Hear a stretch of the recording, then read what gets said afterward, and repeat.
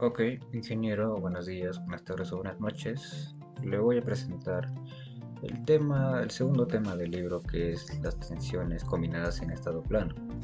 Este concepto juega un papel crucial en la ingeniería, ya que nos permite analizar cómo los materiales responden ante fuerzas aplicadas, algo que es clave para garantizar la seguridad y eficiencia de las estructuras que diseñamos. En el mundo real, las mayorías de las estructuras que encontramos como puentes, edificios o componentes mecánicos están sometidos a una variedad de fuerzas.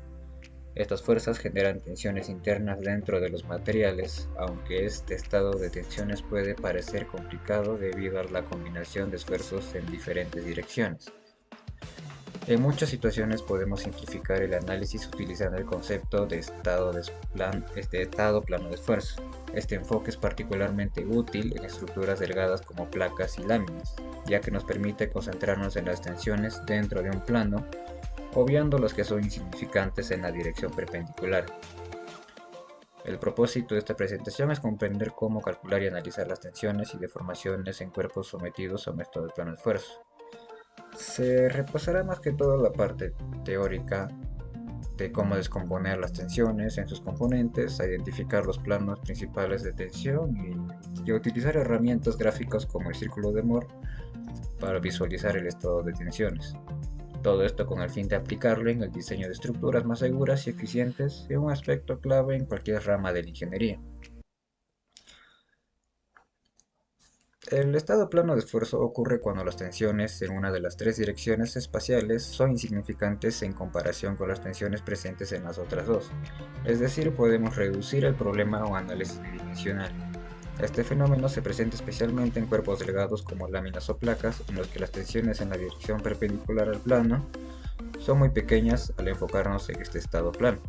Simplificamos considerablemente el análisis sin perder precisión en nuestros resultados. Un ejemplo de esto sería como una placa de acero sometida a fuerzas distribuidas a lo largo de una superficie. Las tensiones dentro de la placa se distribuyen principalmente en el plano, mientras que las tensiones en la dirección del espesor son tan pequeñas que podemos ignorarlo. Y este tipo de simplificación ahorra tiempo. No solo ahorra tiempo, sino que también permite un análisis más claro y efectivo, algo indispensable en aplicaciones industriales, civiles y mecánicas. Las tensiones que actúan en un cuerpo sometido a fuerzas externas pueden descomponerse en tensiones normales, que son aquellas que actúan perpendicularmente a una superficie, y tensiones tangenciales o cortantes, que actúan en dirección paralela a la superficie. El- este desglose es esencial, ya que nos permite analizar cómo cada tipo de tensión afecta el material de manera diferente, pudiendo provocar tanto elongación como deformación por deslizamiento. Para analizar las tensiones en diferentes planos dentro de un cuerpo, es necesario tener en cuenta el ángulo de inclinación de estos planos respecto a los ejes principales. Este análisis permite prever cómo cambia la naturaleza de las tensiones dependiendo de la orientación, algo crítico para entender el comportamiento de un material cuando es sometido a fuerzas multidireccionales. Las tensiones en un punto del cuerpo pueden descomponerse en sus componentes en las direcciones X y Y, utilizando ecuaciones de transformación. Estas transformaciones son claves para comprender cómo las fuerzas externas se distribuyen en el interior del material, permitiéndonos evaluar la seguridad estructural de la pieza bajo diferentes cargas. Los planos principales son aquellos donde no existen tensiones cortantes, es decir, donde el esfuerzo tangencial es igual a cero. En estos planos solo actúan tensiones normales que alcanzan su valor máximo o mínimo en un punto. Identificar estos planos es crucial, ya que representan las zonas de mayor riesgo en una estructura. La importancia de esto es que, conociendo las tensiones principales, que es fundamental para cualquier ingeniero, ya que nos indican los valores extremos de tensión que un material puede soportar sin fallar. Estos planos y tensiones principales son esenciales para diseñar estructuras resistentes que no excedan los límites de seguridad del material, y así evitando posibles fallas o deformaciones permanentes. La dirección de los planos principales y la magnitud de las tensiones principales se pueden calcular utilizando fórmulas matemáticas derivadas de las ecuaciones de equilibrio y transformación de tensiones. El cálculo de estos valores es un paso clave para asegurar que el diseño de una estructura sea robusto y seguro. Ya, ahora entrando al tema del círculo de Moore, es una herramienta gráfica que permite representar de manera más sencilla el estado de tensiones en un punto.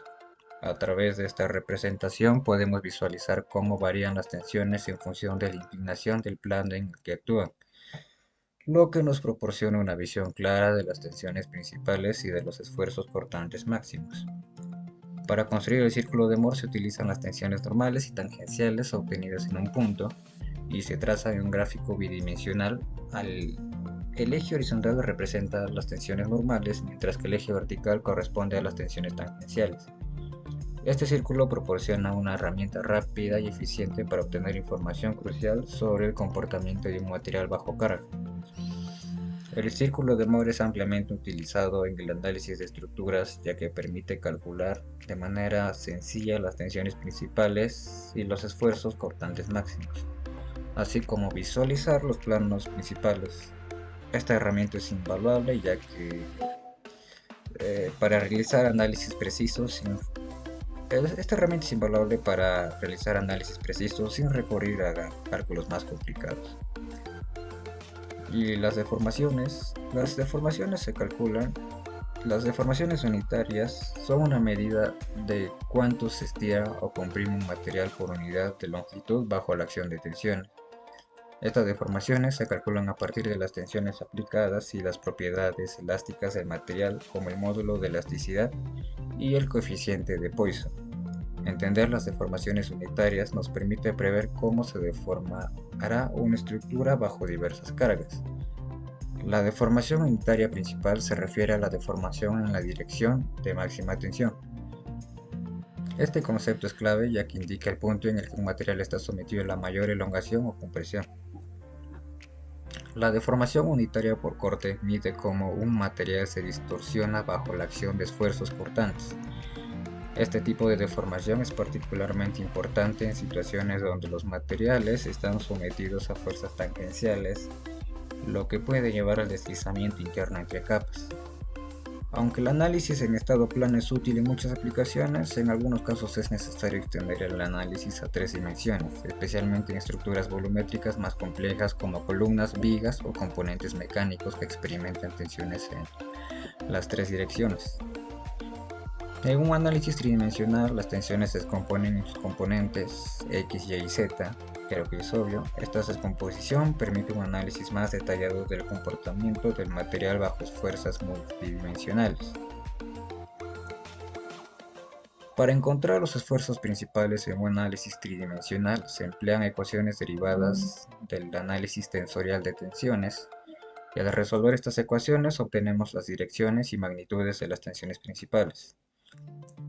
Conocer los esfuerzos principales es esencial para garantizar que los materiales y estructuras que diseñamos no superen los límites de seguridad bajo las cargas más severas. Y en resumen, todo esto, el análisis de tensiones combinados en estado plano es una herramienta clave para entender el comportamiento de los materiales ante fuerzas aplicadas. El uso de técnicas como el círculo de Moore y la identificación de tensiones principales nos permite diseñar estructuras más seguras y eficientes. Eso sería todo, gracias.